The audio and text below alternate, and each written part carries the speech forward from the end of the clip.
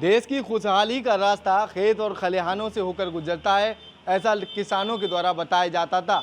लेकिन मौजूदा हालातों में किसान किन चीज़ों से गुजर रहा है, किसान नेता भारतीय किसान यूनियन टिकैत गुट के राष्ट्रीय संगठन मंत्री मेरे साथ मौजूद हैं।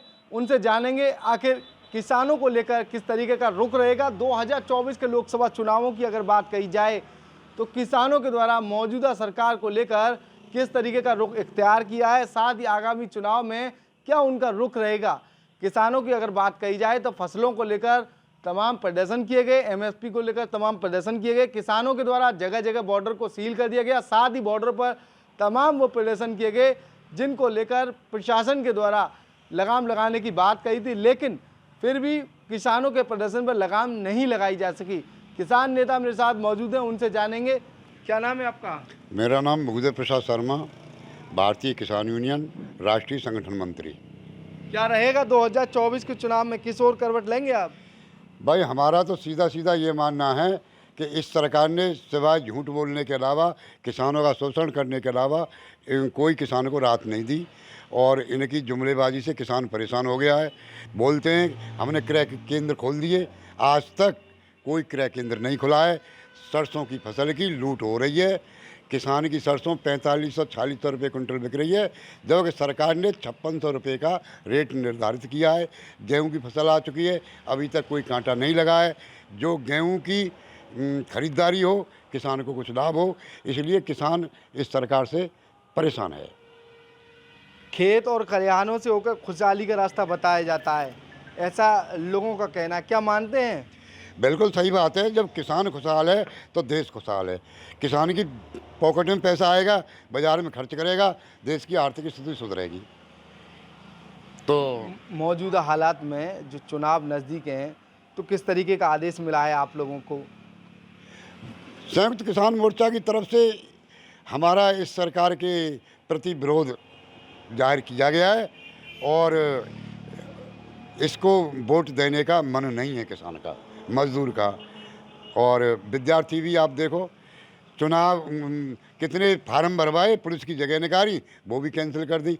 पुलिस में, फौज में गरीब जनता किसान का ही आदमी जाता है, अधिकारियों के मंत्रियों के बेटे जाते नहीं हैं। फार्म भरवा लेते हैं, अरबों रुपये पैसे वाही कर लेते हैं, दिन में डकैती डालते हैं और फिर भी वो पेपर लीक हो जाता है, फसल वो कैंसिल हो जाती हैं, जगह भर्तियाँ नहीं निकलती हैं। इसलिए युवा वर्ग भी परेशान है, विद्यार्थी भी परेशान है। सरकार का ये आतंक, ये तानाशाह बर्दाश्त नहीं हो रहा है जनता से।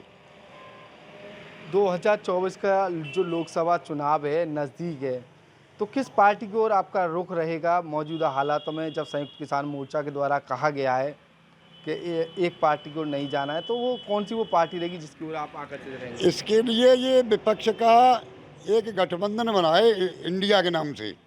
एनडीए इनका और इंडिया जो है, ये संयुक्त जितने भी विपक्षी पार्टियां हैं उनका एक गठबंधन बना है। तो 1 to 1 जो है फाइट होगी। अब के लड़ाई जो है, अगर ईवीएम में बेईमानी नहीं हुई तो इनको पराजित का मुंह देखना पड़ेगा और इंडिया गठबंधन को ही सपोर्ट करेगा, जनता करेगी। केजरीवाल की अगर बात कही जाए तो केजरीवाल जो है जेल भेज दिए गए हैं। कांग्रेस का खाजा फ्रीज होना, जो खाता है वो फ्रीज होना बताया जा रहा है, क्या नज़रिया है आपका? ये विपक्ष को ख़त्म करना ही चाहते हैं। ये तानाशाह सरकार है। इनके विरोध में किसान बोलते हैं आपने किसानों पर नहीं देखा, बम गैस के गोले छोड़े गए, पानी की बौछारें की गई, रोड में कील गड़वा दी गई। दिल्ली का इनके बाप की, दिल्ली तो सारे पूरी जनता की है, 140 करोड़ जनता की है और ये मौलिक अधिकार है, अपना अधिकार मांगना सबको अधिकार है। ये प्रजातंत्र का और तुम्हारे संविधान का धज्जियाँ उड़ा रहे हैं। इनको कोई ध्यान ही नहीं इस चीज़ का कि हम क्या कर रहे हैं। तानाशाह सरकार है। केजरीवाल ही क्यों कर रहे हो? विपक्ष पूरा है इनसे परेशान है। जो इनके पार्टी में नहीं आवे उसी के पीछे ईडी सीडी लग जाती है, उसी की जांच होती है और ये भ्रष्टाचार बताएंगे पहले कि इसमें भ्रष्टाचार है और वो इनकी पार्टी में आएगा, सारी फाइल बंद हो गई, फिर उसकी कोई फाइल नहीं खुलती है। जनता समझ चुकी है अब इनकी 420 को और इसको इस 2024 के चुनाव में जनता अच्छा जवाब देगी। क्या मानते हैं जो अटकलें लगाई जा रही हैं, कुछ नेता जो हैं नाराज़ भी हो रहे हैं, क्या नज़रिया है, क्या मानते हैं इसको लेकर? देखो बात ऐसी है, स्वामीनाथन को इन्होंने दिया था भारत रत्न, चौधरी चरण सिंह को दिया था भारत रत्न। क्या किसान की समस्या हल हो गई उससे? नहीं हुई। भारत रत्न तो जब होगा MSP गारंटी कानून होगा।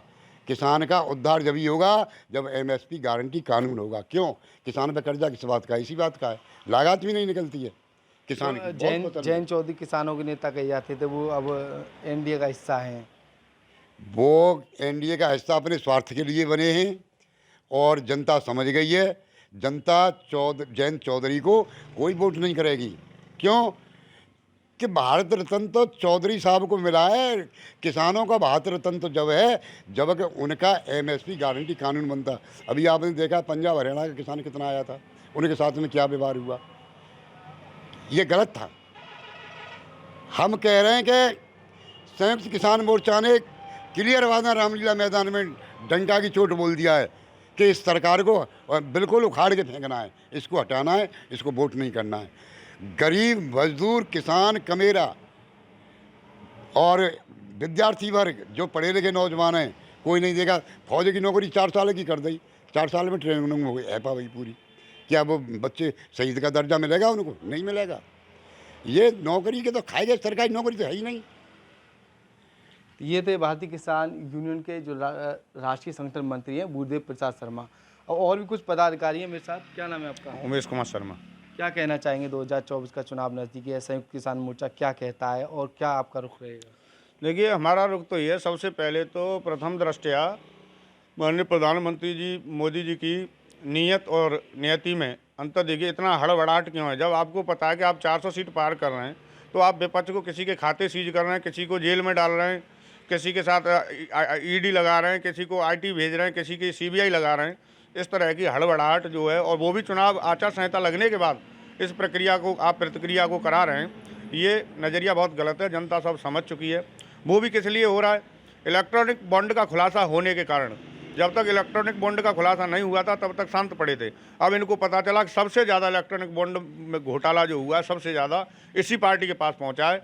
वो सुप्रीम कोर्ट ने जब अपने संज्ञान में लेते हुए SBI में फटकार लगाई, तब उसके बाद चुनाव आयोग को दिया गया, उसकी वेबसाइट पर डाला गया। 21 तारीख में वो सारा क्लियर होना था। तो जनता का ध्यान उधर न जाके केजरीवाल की तरफ कर दिया जाए, जबकि केजरीवाल का जो सरकारी गवाह बना गया है, जो अरविंदो फार्मा कंपनी का डायरेक्टर है, जो आदमी उधर से है, दक्षिण से किधर से वहाँ से आता है, वो उस आदमी ने 5 नवंबर को वो अरेस्ट होता है, 10 को बॉन्ड खरीदता है 35 लाख रुपए के। उसके बाद 15 में BJP वालों को दे देता है।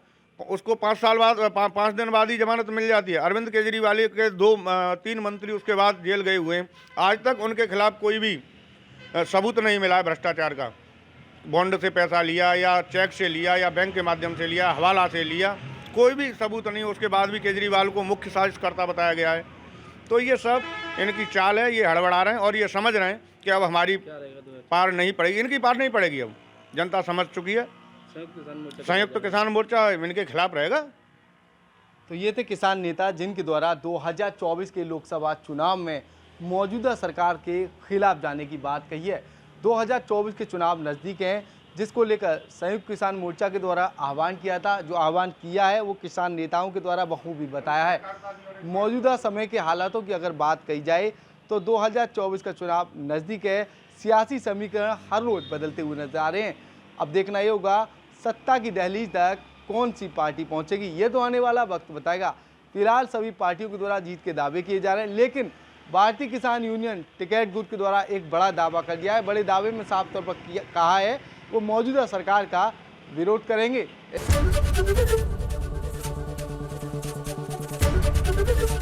ABP गंगा, खबर आपकी, जुबान आपकी।